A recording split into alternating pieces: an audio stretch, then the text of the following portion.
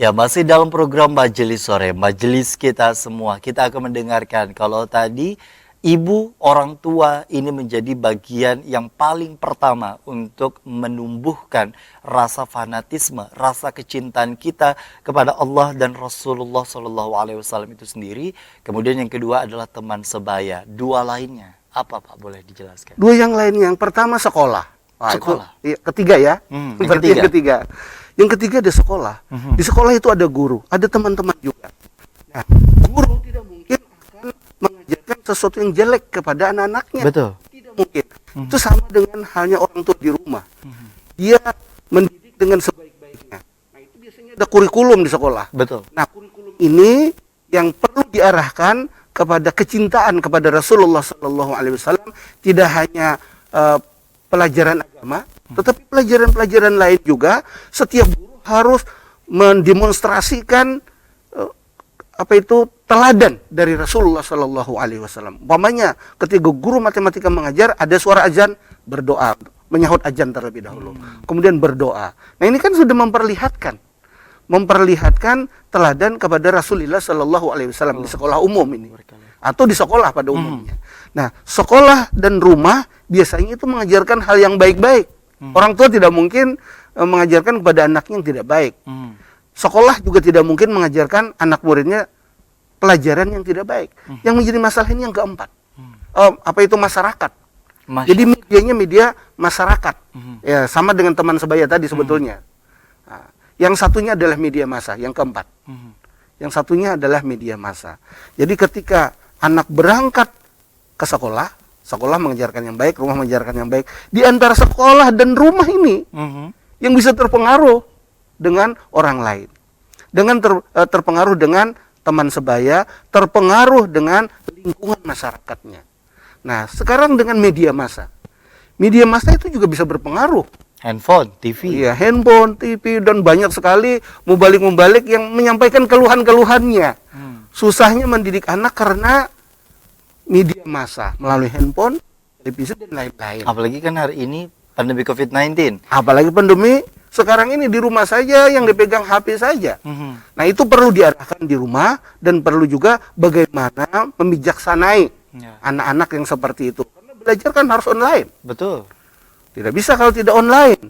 Kuliah online juga. Rasanya terlalu menutup diri juga ketika orang tua mengatasnamakan anti dengan teknologi itu tadi Pak ya. Padahal ini sebuah keniscayaan yang memang harus kita terima. Yang harus kita terima dengan bijaksana.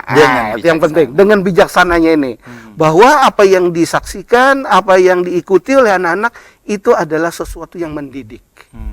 Nah, itu yang paling penting kita awasi untuk anak-anak kita di rumah, di masyarakat, di sekolah, dan media massa. Masya Allah, itu yang menjadi bagian yang sebenarnya harus kita selalu ingatkan kepada generasi-generasi, terutama orang tua pemula yang kemudian juga ingin anaknya mendapatkan pola pendidikan yang baik, pola asuh yang baik, terutama untuk meneladani itu tadi, sifat Rasulullah SAW. Betul, yang penting didemonstrasikan oleh orang tuanya secara terus-menerus. Secara terus-menerus, tidak kalau ada salah minta maaf, kalau benar ikuti, salah minta maaf lagi. Gitu. Masya Allah, itu akan menambah dan menumbuhkan rasa cinta kita kepada Rasulullah SAW. Walaupun itu tadi ya, tingkat pendidikan orang tua masing-masing pun juga sesuai dengan kategori ekonomi, pendidikan, dan lain sebagainya. Tapi setidaknya nama Rasulullah itu selalu digaungkan di rumah. Betul. Dan selalu disebutkan bersama dengan anak. Betul, baca salawat banyak-banyak di rumah. Baca salawat, Al-Quran, dan lain sebagainya. Iya, Masya Allah. Kalau kita bicara mengenai Rasulullah SAW, beliau tidak hanya menjadi seorang ayah, beliau tidak hanya menjadi seorang suami, tidak hanya juga menjadi sebagai pengajar atau guru bagi seluruh umatnya, namun juga sebagai pemimpin sebuah negara. Kita ketahui bentuk komunikasi yang Rasulullah sampaikan pun juga bisa jadi berbentuk sebuah perjanjian. Kita banyak menemui perjanjian-perjanjian yang kemudian juga disebutkan. Kemudian juga bisa jadi berbentuk sebuah keputusan. Bisa jadi berbentuk sebagai ajakan, imbauan, dan lain sebagainya. Pada saat beliau memimpin kan begitu luas cakupannya. Domainnya atau wilayahnya yang kemudian juga beliau pimpin. Namun mendatangkan simpati, mendatangkan rasa cinta dari warganya. Bahkan begitu sedih ketika Rasulullah dinyatakan meninggal dunia dan harus digantikan oleh Sayyidina Abu Bakar As-Siddiq itu sendiri. Nah, bagaimana sebenarnya bentuk komunikasi yang tentunya disampaikan oleh Rasulullah sebagai pemimpin negara? Mengingat kalau kita cermin di era saat ini begitu ya, apa yang disampaikan ini kadang lebih banyak kontranya dibandingkan dengan yang pro atau yang setuju. Saya ingin menyampaikan dari hadis Rasulullah Sallallahu Alaihi Wasallam. Allahumma Bagi contoh saja ya. Sebelumnya saya ingin menyampaikan bahwa pemimpin yang adil masuk surga. Nah, begitu ya. Itu hadis Nabi. Jadi pemimpin yang adil itu akan masuk ke dalam surga. Kalau tidak adil berarti sebaliknya, kan begitu ya. Baik. Nah, ini ada contoh-contoh. Contoh dari Rasulullah Sallallahu Alaihi Wasallam. Ketika ada dua contoh ya, perang Uhud, ketika menghadapi perang Uhud dan ketika menghadapi seorang tawanan namanya Sumamah bin Utsal. Nah, dua, tolong ingatkan. Baik. Yang pertama dulu. Apa tadi yang pertama? Yang pertama tentunya juga untuk menghadapi peperangan Uhud ya. Rasulullah Shallallahu Alaihi Wasallam ketika itu musyawarah dengan para sahabat sebagai pemimpin. Ini kita hendak diserbu orang. Kita ini menyerang atau diam saja di sini bertahan. Musyawarah terjadi. Rasulullah Shallallahu Alaihi Wasallam menyarankan supaya bertahan saja di kota Madinah. Tetapi mayoritas sahabat berpendapat harus menyerang. Jadi menyerang tuh nanti ke Uhud. Nah, karena banyaknya pendapat, kalah suara Rasulullah yang satu itu dengan mayoritas sahabat. Nah, itu ketika itu Rasulullah Shallallahu Alaihi Wasallam mengalah. Karena banyaknya suara. Ibaratnya kalau one man one pot ya, beliau itu kalah. Ya, kalah di dalam pemilihan lah begitu ya, dalam pemilihan pendapat. Kalau orang sekarang sebagai pemimpin, sebagai nabi lagi umpamanya ya, harus diikuti. Wah, dikalahkan lagi oleh itu bisa marah itu. Dikalahkan oleh sahabat-sahabat yang sebetulnya bukan Rasul, sahabat saja. Dia kan seorang pemimpin, seharusnya diikuti kan begitu. Tetapi Rasulullah tidak seperti itu nih. Begitu logonya, sikap Rasulullah Shallallahu Alaihi Wasallam mengabulkan hajat orang banyak. Akhirnya berperang di Uhud. Ya, beliau sendiri yang memimpinnya. Tidak ada masalah dengan rapat sudah selesai. Idza azamta fatawakkal 'ala Allah. Karena sudah azam, sudah berniat seperti itu sangat kuat dalam musyawarah, sudah tawakal Allah aja lagi. Bagaimana teori peperangan sudah diatur sedemikian rupa, pemanah di atas gunung dan lain-lain. Tetapi akhirnya kalah juga karena tidak disiplin. Nah, itu satu ya, bahwa sikap Rasulullah Shallallahu Alaihi Wasallam sangat demokratis. Kemudian yang kedua, contoh yang kedua, ketika seorang pemimpin, Sumamah bin Utsal namanya, itu hendak membunuh Rasulullah Shallallahu Alaihi Wasallam.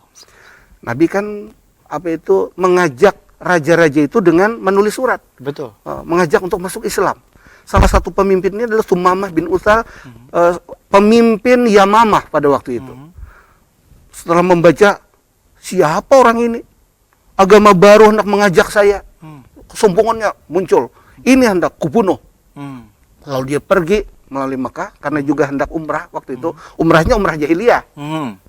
Niatnya bukan lillahi ta'ala, tapi untuk Lata, Uzza dan lain-lain, untuk patung-patung. Nah, kemudian dia berbelok ke Madinah. Karena jadi umrah banyak nih. Belok ke Madinah, kemudian hendak membunuh Rasulullah Sallallahu Alaihi Wasallam. Rupanya ada sahabat yang mengikuti. Ada sahabat yang mengikuti, kemudian menangkapnya dan menawannya. Dibawa ke Madinah, diikat di masjid Madinah. Diikat. Sumamah tadi. Sumamah bin Utsal tadi diikat di masjid. Orang-orang pada bingung, siapa ini? Jamaah Nabi itu bingung, siapa ini?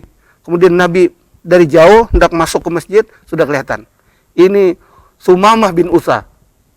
Tahukah kalian? Tidak tahu, kata sahabat. Ini Sumamah bin Utsal, pemimpin Yamamah. Berikan kepadanya layanan yang terbaik. Kemudian Nabi langsung saja pulang ke rumah, tanya pada istri, apa saja yang ada di rumah? Makanan apa saja? Berikan ke Sumamah yang sedang diikat tadi. Bahkan sampai susu onta Nabi itu diperah untuk memberi minuman kepada Sumamah bin Utsal itu. Kemudian diberikan minuman, setiap hari diberikan minuman. Apa maumu? Kata Nabi Muhammad SAW kepada Sumamah. Aku ingin, apakah Anda minta tebusan dengan saya akan tebus. Atau Anda lepaskan saya dilepaskan saja begitu sebagai tawanan. Kemudian ditambah lagi harinya oleh Nabi, dilayani lagi dengan baik. Kemudian setelah itu beberapa hari berturut-turut, kalau tidak salah 3 atau 4 kali komunikasi itu terjadi, jawabannya sama. Ditanya, siapakah orang yang engkau sukai di dunia ini dan orang yang engkau benci? Orang yang aku benci di dunia ini, katanya, adalah kamu, Muhammad. Itu yang aku benci, melihat mukanya itu sangat benci. Dan kepada agama Islam itu sangat benci.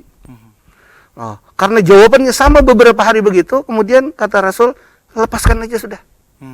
Lepaskan.